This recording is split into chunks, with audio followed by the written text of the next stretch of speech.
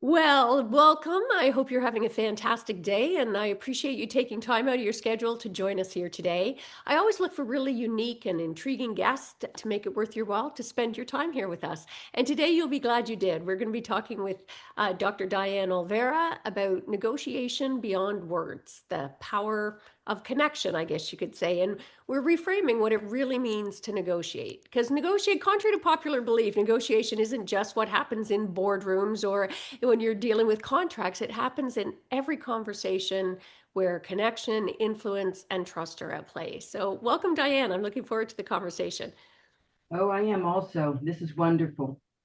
Yeah, and for those of you who may not know, Dianne brings, I think a really fascinating perspective shaped by a pretty fascinating life with decades of work as an international diplomat, a spy, an educator, a brain researcher, a clinician, the author of Ask, Don't Tell, and also her most recent book, The Power of Connection, explore how communication shapes confidence, leadership, and that all important trust across both your personal and your professional life and setting. So today we're going to be digging into how language and eye contact and even subtle communication choices can either empower or disempower, and how those small shifts can radically change outcomes at home, at work, and in leadership. So I think this is a conversation about influence without force, leadership without dominance, and why asking may be the most underrated negotiation skill we have. So you can see why I had to have Dianne here. Her experience is so in line with the art of feminine negotiation. So let's roll up our sleeves, Dianne, and dig in. You have had a life that includes being a diplomat and a spy. I feel it seems outrageous to even say it. It already sounds like the ultimate negotiation training. So without breaking any rules or revealing state secrets, what did that particular chapter of your life teach you about reading people that maybe most of us never learn? That is so true. I got to Argentina by way of my first husband. I was a stewardess, met him in New York. We were both working for airlines. And when I got to Argentina, I learned a new way of communicating with people. They're definitely more open. Women would tell me to my face what they thought about me. That's freaky. Yeah. So, so I spent about 10 years learning open communications, I guess, Latino style. Yeah. But the thing that really hit me was when we divorced, and a few years later, I met my American husband, who was a diplomat. I met the president of Argentina, and I thought he was adorable. Yeah. I thought, and dummy me. I mean, I'd lived in Argentina for so many years. I knew what was going on, but he was so nice. Yeah. So I came home and I said, I would do anything for this man. He's so wonderful. Yeah. And my husband couldn't say anything. But then when I got clearance, that's when I found out that he was responsible for the desaparecidos, for the lost ones, for Wow. killing women and children. That turned my whole life around. From then on, I said, I need to understand the language of power. Yeah. And we as women really can be so vulnerable. I Yeah. mean, it when we would meet with other diplomats, it was very interesting to watch how they would take a woman aside and how they would charm her and just tell her wonderful things. That also taught me some lessons. And I learned how to use, you have to be diplomatic. Yeah. You can't just say, hey, dude, stop that. Yeah. You like to. Yeah. So you learn to use your eyes Yeah. and you look them straight in the eye and you say, I think we've had enough. Yeah. You need to leave right now. Thank you. Yeah. And then off you go. Yeah. So we as women, especially, I don't want to push the book, but I got to tell you, please read it because when I got back to the States after Argentina and Mexico, I wanted to know the art of power. Yeah. So I got my master's degree in bilingual special ed. I got a doctorate in the same. And then I went on for another doctorate in language. Your background is crazy. It's like, my gosh, this woman is an Well, achiever. but I mean, you know how we are as women. If somebody comes up, especially when you're in the university setting, Yeah, who's going to be the first person that's going to say, "How do you know that?" yeah. In front of all of your colleagues? It's one of the men. I'm sorry. Hello. Yeah. And so, You talk about power because I think we've been so conditioned to look at power and define power based on this very, so-called more masculine model. And by that, I don't even mean male versus female, but no, that that's traits right. that we all have masculine and feminine energy, but we have this very chest beating concept about what it means to be powerful, which I don't believe. So Well, you find that in the boardroom, you find that in the work that you're doing, and a lot of times it's women against women. yeah, And so if you can learn how to empower each other rather than put each other down, you literally are helping them become successful. But in their success, they see you as a leader. yeah. Well, and we need that to be spreading that message more. And I mean, I think we've lulled ourselves into this false sense about how women always help each other lift up, but we've still got a long way to go. I used to joke that women who break the glass ceiling don't reach a hand down to help others come up. They hire a professional glazier to, to close it back off again. So, In their defense, who really helps us? yeah, When we are struggling and someone has made it, yeah, they'll say nice words and they'll do nice things maybe, but it has to come from within. yeah. And it's And easy to buy into that scarcity mindset, right? Where we believe there's a limited pie, and you look at the examples around you of people in leadership positions and think, okay, I've got to just look after number one. Apparently, that's the path to success. When in fact, I think the opposite is true. And you are so right, you hit it. Yes, success breeds success. And when you actually start seeing attributes in others, you use those attributes. yeah, yeah, For example, can I give you an example? of course, absolutely.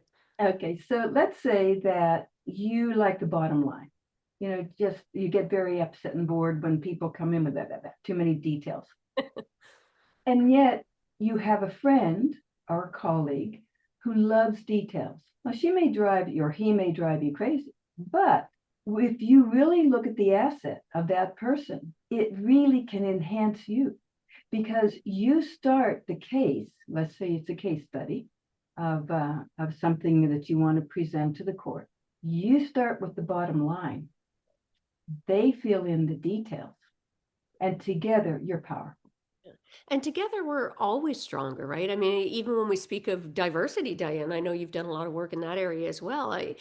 For so long we kept hiring the same kind of people and the same kind of teams and, getting the same insular ideas as opposed to when you open up to people who bring different skills to the table, different perspectives to the table. It's a game changer. And I want to circle back for a second on like your experience as a diplomat or doing sort of that, you know, spy work, as you could call it.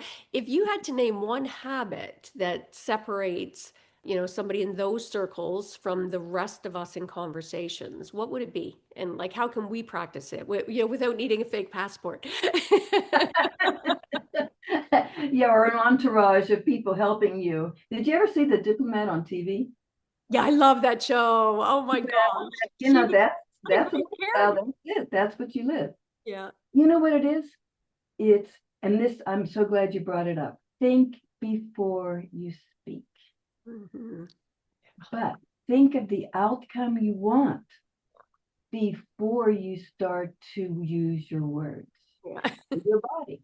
So when I'm coming up to someone and I know that these people is someone that I need to be very careful with, I'm going to be more careful with my words. But then after I started, having these situations happen, I realized I had to be careful with my words with everybody. And then when I started using it in my own life with my husband, I realized that when I thought a little bit before I really interacted or I got myself into sometimes my monthly situations where I get a little nervous, what was I getting out of it? Yeah. I did the same with my children. And I would think about, do I need to keep telling them what to do? Yeah. Or when are they going to start thinking for themselves? Yeah. And I want to stop. I want to put a pin in that for a moment because I think you've touched on something really important. We tend to prepare and show up with more intention in certain circumstances. And sadly, they tend to be those more, professional or, the boardroom, as you say, or, those kind of discussions.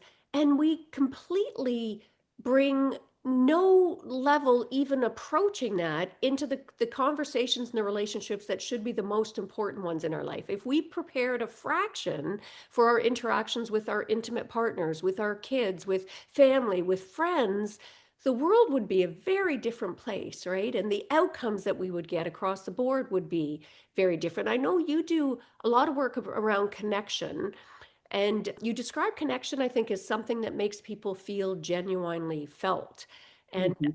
I thought that was a powerful, and I'd love if you could talk to us a bit about why is that such a powerful and sadly often overlooked form of influence? Oh, sure. Yes, there are different ways that we can do that. But the first one is look at somebody. I know it sounds crazy. But, you walk into the office, you throw a file down and say, hey, as you're walking away, hey, I got to have this. I have a court proceeding at, 3:15. Have it on my desk around 3. Okay, thanks. And then you're walking away and that person's like, "Mhm." Yeah. And it's like you don't care. But imagine if you just took 1 second as you were placing the file down, you say, hey, Mary, got this thing at 3. I'd like it on my desk by, I have a thing at 3:15. I'd love it on my desk by 3.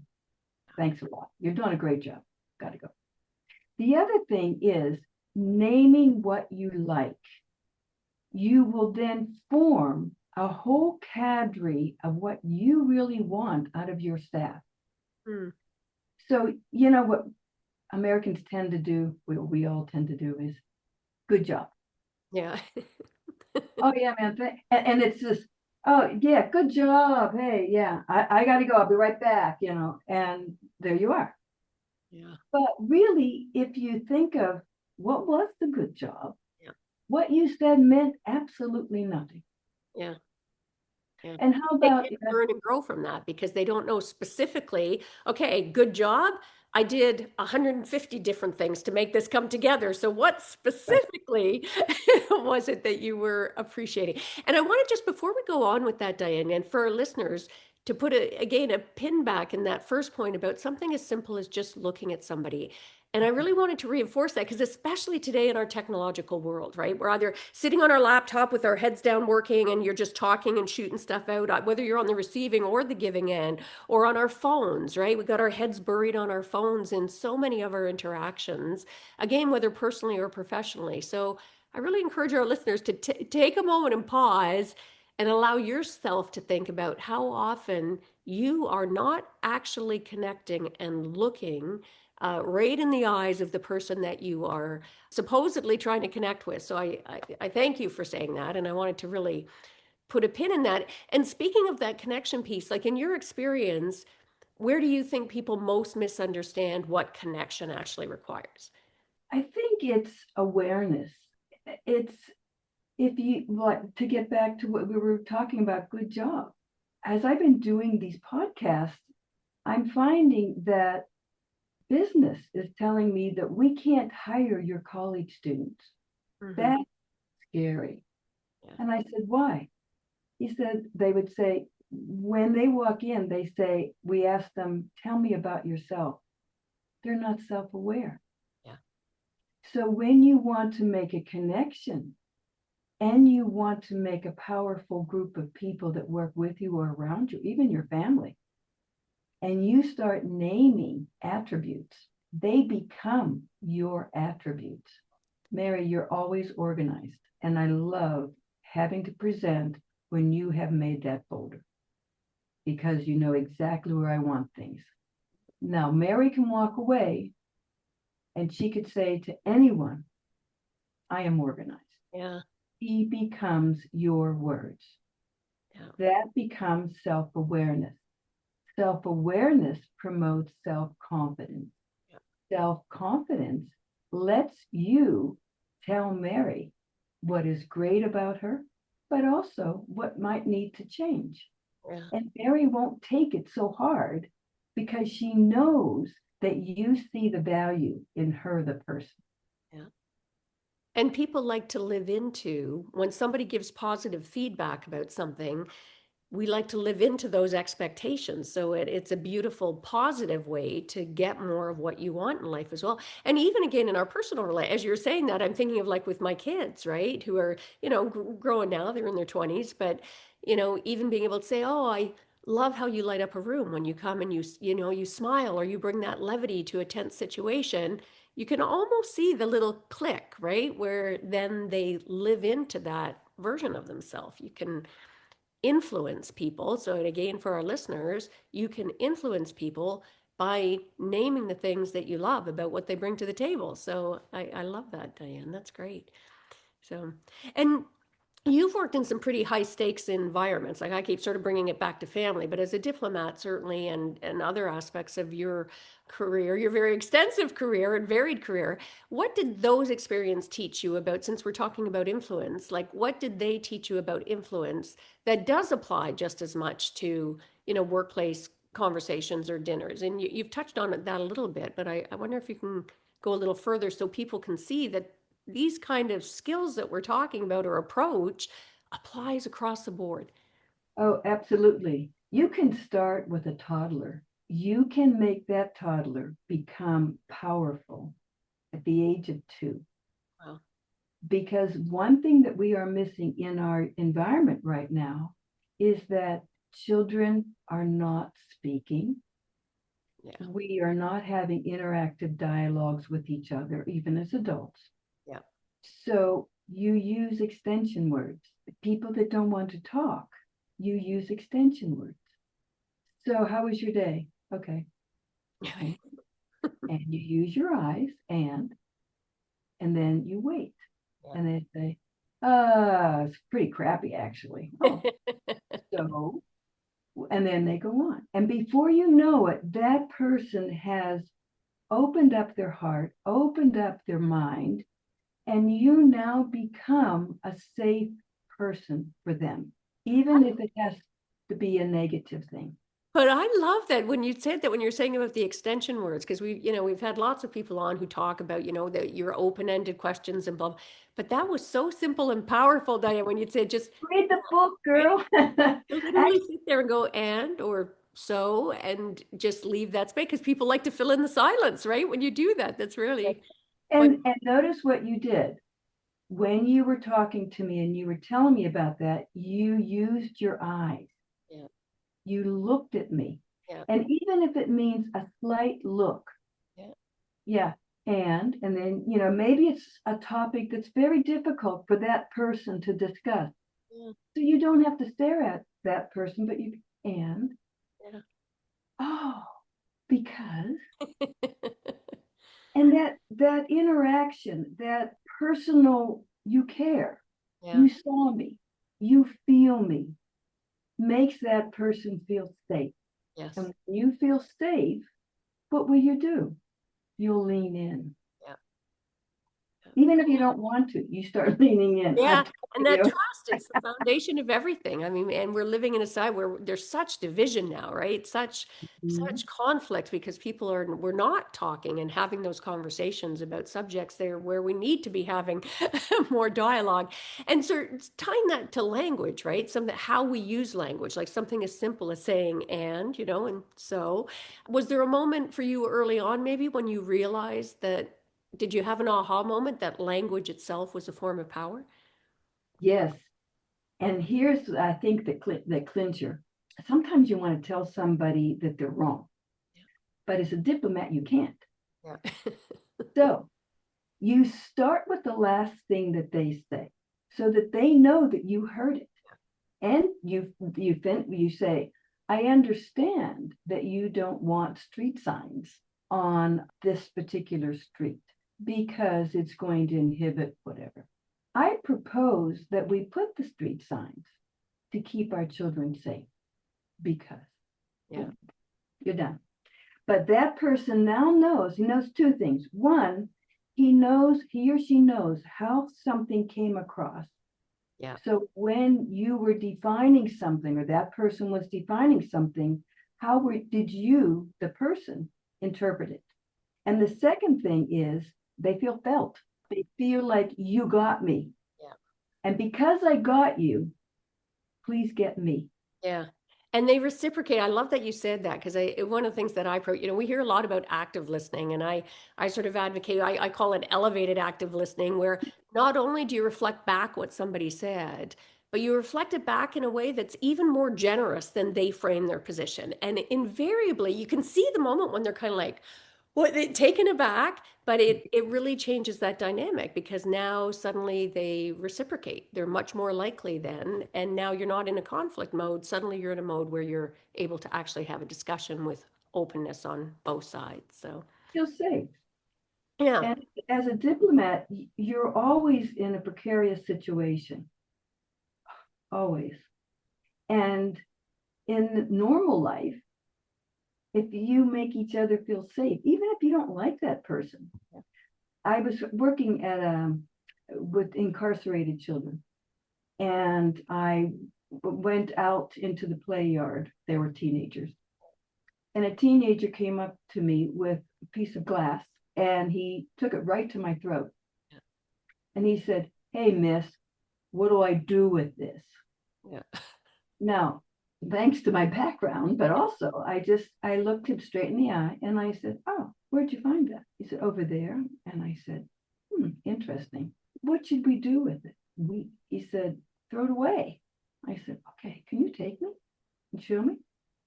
And he took me over to the place. We threw it together. He threw it away. I didn't throw it away. He threw it away. And I said, "Thank you for being responsible." yeah, That was it. nice. And I That love the we. You made it. You just so subtly drop in. What can we, what can we do about it? So now you're a team, right? Even subconsciously bringing that in. That's so great. Now, I know we were talking a bit about sort of questions, because even that, instead of you telling him what to do, you were asking questions. And I know that ask, don't tell is sort of a big principle of yours. And it sounds deceptively simple, but can you oh, talk to our listeners a bit about what shifts when we move from, directing to inviting? we actually have to work less. Yeah. But the problem is we've all grown up with our parents' parents. It all started in the Industrial Revolution, believe it or not. Hmm. They didn't want people to make decisions. Because imagine if you were building a car, what it would look like when everyone put a little piece of their own in. So they decided that we needed to start top down. And so we all became accustomed to top down. So the hardest thing about ask, don't tell is to think. Hmm. Think before you tell. Because actually, when you are telling someone to do something, you're taking away their power. Yeah. Imagine, I mean, you might say, "Well, I think I'm a smart person." And then you keep telling me, "Dianne, do this. Hey, Dianne, did you get that envelope? Oh, did you put that on my desk? Dianne, when you go out next time." So Dianne, that felt good about herself after her breakfast in the morning, now feels like, "I'm a nuttin. I'm a nuttin. I can't do nothing. I Yeah. don't feel like nothing." And Yeah. if she tells me, I don't give a damn. I really don't give a damn. So I mean, that's how my whole attitude will start and change, just because you keep telling me what to do. Yeah. So it's interesting. I'm hearing like we can either empower people through the language choices that we use or disempower them. And again, for our listeners, I invite you to think about, when you're later today, if you're maybe percolating some of the ideas you're getting here, to think about, where am I maybe using language that disempowers rather than empowers the people that I'm coming in contact with. And speaking of the speech pattern, I loved you'd said something, I think you could, not today, in your stuff, that you compare speech patterns to viruses because they're highly contagious. I mean, that made me laugh. So what would you say, leaders and negotiators should be most mindful of in their tone and language? Usually a speech pattern will start out as a joke. "Oh, George, you every time we go out to lunch, guys, George never wants to pay the bill because his pockets are so long he can never find his wallet. Yeah. And everybody laughs, you know. And oh, Mary, you always say you don't like chocolate cake, but boy, you sure love it every day, don't you? It's a joke. But what happens is that joke becomes a habit. Yeah. And then everyone at that table will start saying something silly about George. And pretty soon, George gets the reputation of being tight. Yeah. And you started it by a joke. Yeah. And literally, I think I don't know if I read you read about this. There was a couple who came into my office, and they said that they couldn't communicate. They were ready for divorce. So she would talk straight ahead. He would talk straight ahead. Neither of them would look at each other. And their speech patterns were rolling of the eyes and talking negative. Yeah. When when I pointed it out and said, please just go home, look at each other, pay attention to the sound and the pattern of your words and see what happens. Mm. They came back all very comfortable, very happy. And the first thing they both said was, hey, sex was great. And it's funny, it goes back to that awareness you were talking about, but just simply raising their awareness about their habits. That's Yes. speaking of habits, what's a subtle communication habit maybe that many of us don't realize that we are using that undermines our influence? Well, say more. Hmm. Explain yourself a little bit more. Tell me more. What do you mean? You're asking me to, or you're Yes, saying yes, yes. I too. well, like when we're talking about these habits that we fall into, I'm wondering if they're like in your work, if you've noticed that there are certain communication habits that undermine our influence and we don't even realize we're doing it, right? Certain habits, late maybe, lazy habits or conditioned habits that we've, and today, was particularly when we're seeing such polarization, are there maybe some habits that are causing that and undermining our influence, our ability to influence others, and that they come back to maybe a habit that we could raise our awareness to shift out of. I think the hardest habit is thinking. Yeah. I know it sounds silly, but we all have been patterned. We have pre-programmed ourselves. Our parents pre-programmed us, and our society has pre-programmed us. And so the first thing that you need to do, you as a woman, as women, we really do think ahead. We're the group of women and you're not happy with the things that they're talking about. So you're thinking ahead of how you can change the dialogue.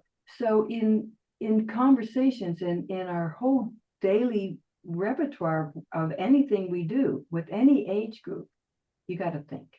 Yeah. The hardest thing when people come back after trying to use these strategies, that's the only thing they say. It's so easy, Yeah. so subtle, it's so hard. Yeah. And funny, I like that you started with thinking because we don't think enough about thinking, frankly. And I know I was doing some work with Brendan Burchard a while back, and he talks a lot about self-direction. And maybe that's another way to frame what you're saying. I love that idea that thinking we have the control to decide how we show up and who we show up as, and we do it by getting more intentional. And as you say, think before we speak, think about how we want to show up, how we want to be seen by other people, and direct that. It doesn't just magically fall from the sky. You've got to self direct, who you want to be and how you want to show up and how you engage in any particular interaction. So I love that advice. Just think before we speak, think before you go into a particular meeting or a potentially difficult conversation, whether with your kids or your partner or your friends or, a multi-million dollar business deal. Bring the same level of intentionality. I think that's great. Now, I had mentioned about diversity before, and I know your work, Dianne, spans like neurodivergent and gifted and culturally diverse populations. And is there anything you'd say that working with these various groups can teach us about negotiation and leadership that some of our, you know, Americanized mainstream models miss? Oh my goodness, yes. I got to the point where after I would would do an assessment on someone or receive an assessment on someone, I almost felt sad because as soon as you give a diagnosis, be it ADD, be it autism, be it anything, immediately what happens? The family, the teachers, the surrounding group, they go into protection mode. And rather than see the beauty that this child is bringing you, they are looking at his deficit. Yeah. They are looking at how to fix him. Do you remember Kamala Harris, her vice president's son had NLD, nonverbal learning disability.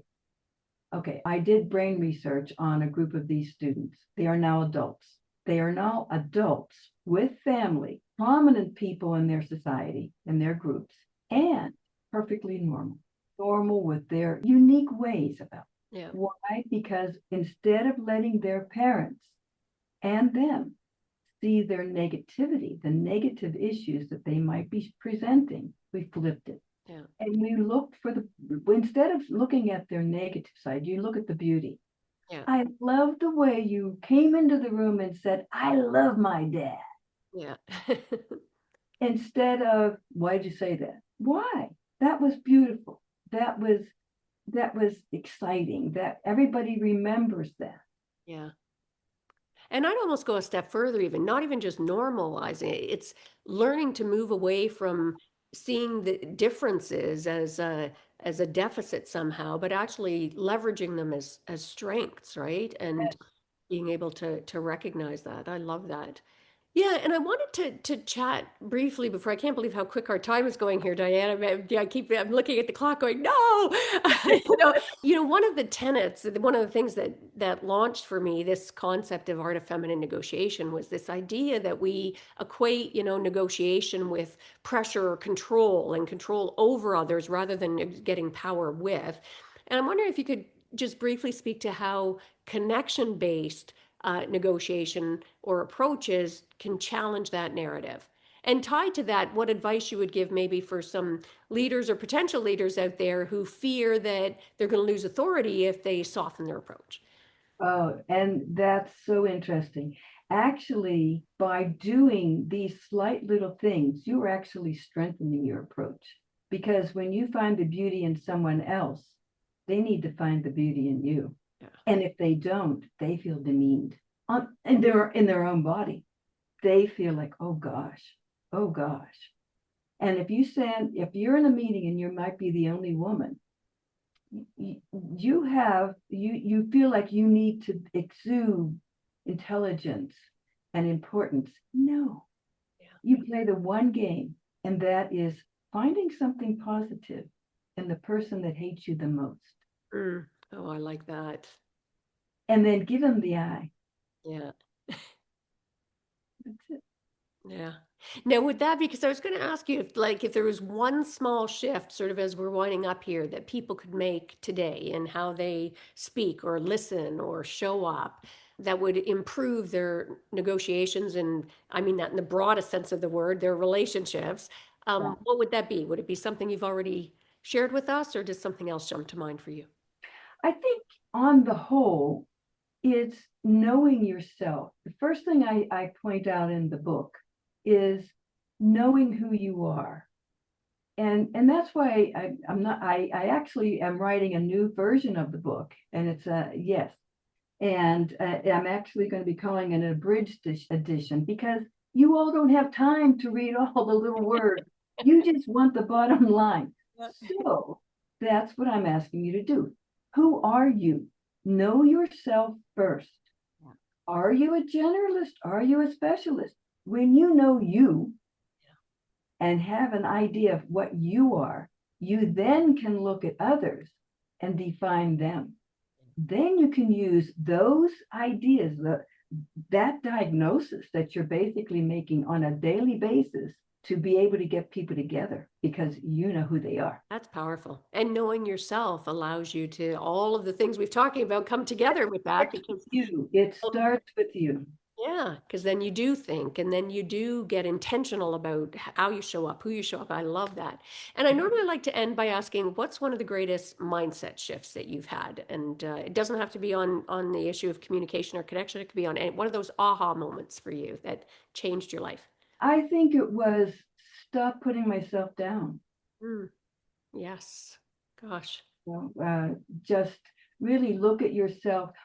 I think when if everyone here would take a moment today and find self, who am I? That started to give me power. Yeah. You know, I'm this, I'm that, I'm the other. I Yeah. am not this, that, and the other. So I would search out. If I'm a generalist, I'm going to search out a specialist when I have to provide a case, or I have to diagnose a person and I don't have all those details. So I'm going to have that person come in and work with me Yeah. so that we become the powerful duo. And the parents or the people that I'm working with think we are amazing. But it's only because I knew self first Yeah. and I knew who to got to help self. So self looks great. Yeah. They also look great. Well, and so great, like not putting ourselves down because and again, women in particular, our self-talk, we would never dream of talking to other people in our circle, even people we can't stand. We would likely never dream of talking to them the way that we have that kind of negative self-talk. So, what a great note to end on for our listeners. Don't talk down about yourself. Quit putting yourself down and come up because it circles back to what we're saying about self-direction. If you're constantly telling yourself that you're clumsy or I can't do this or I'm not capable at that, you're going to be constantly sending messages to your brain, and that's a form of self-direction. You're telling yourself to live into that version of yourself rather than more empowering ones. So Dianne, where can people learn more about you and your books? Well, they're on that. It's on Amazon, The Power of Connection, and hopefully within the next couple months, I will have the abridged edition Nice. of The Power of Connection, and then I'm also going to be making an audiobook.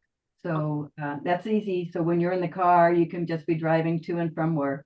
And then the abridged edition will be good because then you can just check off little ideas that, because a lot of people, that's why they asked me to write the book. They said you have so many great ideas, but I can't keep them all in my head. That's great. Yeah. And make sure to let us know when that happens because we can update the show notes as well. So, and again, I always encourage our listeners who, if you're regulars, you'll know I always encourage you as well. Go to ask for the book, ask for Dianne's book at your local bookstore as well. If you've got an independent bookstore, it helps bring awareness to the local bookstore that this resource is out there and bring awareness, and it also helps keep them alive as well. So just something to think about Wonderful. That is a great idea. Thank you. when you're We looking. all appreciate it. I mean, I hadn't even thought of that. Yeah. For myself to go to a bookstore, Yeah, I'll I had to go typically do that just to make sure because I know so many independent bookstores are falling off the rails, not able to survive these days, and it's a win-win. It's a great way to keep local independent bookstores in your community, and also a great way to raise a profile of an author who deserves to have their message out in the world. And speaking of messages that deserve to be out in the world, thank you so much, Dianne, for joining us and sharing your experience and wisdom and insights. And again, for our listeners, some really simple insights we've gleaned today that you are able to apply to get some really supersized output. So thanks, Dianne. And for our listeners, as this has been the art of feminine negotiation, where negotiation is about connection, which we've talked about today, and curiosity, those questions Dianne talked about, and choice, not about control. So thank you for joining us today. And if this conversation sparks something in you, make sure to subscribe if you haven't, and share. Give the gift of sharing. Share this episode with other people who could benefit from this message, which is basically everybody in your life, because connection is at the foundation of all of our relationships, personally and professionally, as I say in our thing, from the boardroom to the bedroom. So if you're ready to expand your influence, to maybe elevate your voice or renegotiate an area of your life that's been holding you back, check out some of my programs. Think about coming to work with me, and you'll find all the ways we can partner at artoffemininenegotiation.com. And remember, how you negotiate in life shapes what is possible for you and the world. So until next time, take care.